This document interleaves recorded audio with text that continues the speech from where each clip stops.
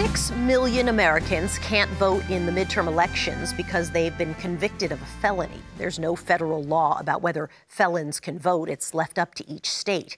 In Maine and Vermont, felons never lose their right to vote.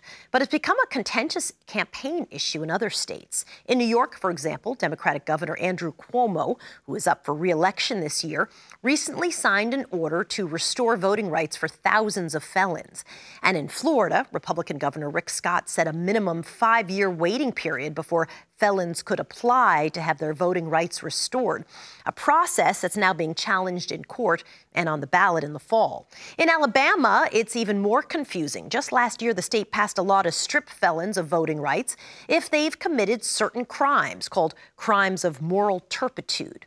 Matter of Fact correspondent Diane Roberts explains. These are the only steel bars Tim Lanier wants to see now. An ex-felon, Lanier is building a new life for himself, a life after prison.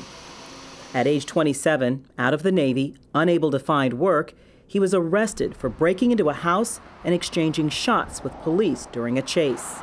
In the neighborhood, doing things the neighborhood guys did, trying to survive, or thinking this was the only way to survive. End up catching a burglary charge and attempted murder. He was sentenced to life with the possibility of parole and spent 18 years in prison. He works at Garrison Steel, just outside Birmingham, making $28,000 a year, taking home about $380 a week. It allows him to live and pay his monthly $40 parole fee. In order to vote, he'll need to be pardoned and pay nearly $4,000 in restitution. As long as I'm paying fines, as long as I'm paying restitution, as long as I'm going actively doing this, then I should be able to vote. But Alabama law stands in his way.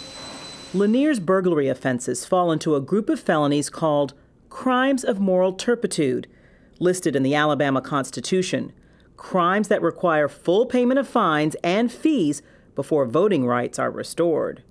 For decades, the decision about which ex-felons could vote was left up to individual registrars in Alabama's 67 counties. Secretary of State John Merrill says when he arrived at the state capitol in 2015, that concerned him. I felt as though we needed a uniform list instead of one that was being used by the registrars from time to time, depending on what they thought was appropriate. So Merrill formed a task force, and in August, Alabama Governor Kay Ivey signed into law a standardized list of crimes that require payment in full before voting rights are restored. There was a trial held, those people were convicted, and they were sentenced to a term with certain fees and certain fines that have to be paid, period. Voter restoration and money. Kari Williams is the organizing director at Greater Birmingham Ministries, an organization working in the community for more than 45 years. Most states allow individuals to reinstate their eligibility to vote once they've served their time or once they've served their parole and their probation.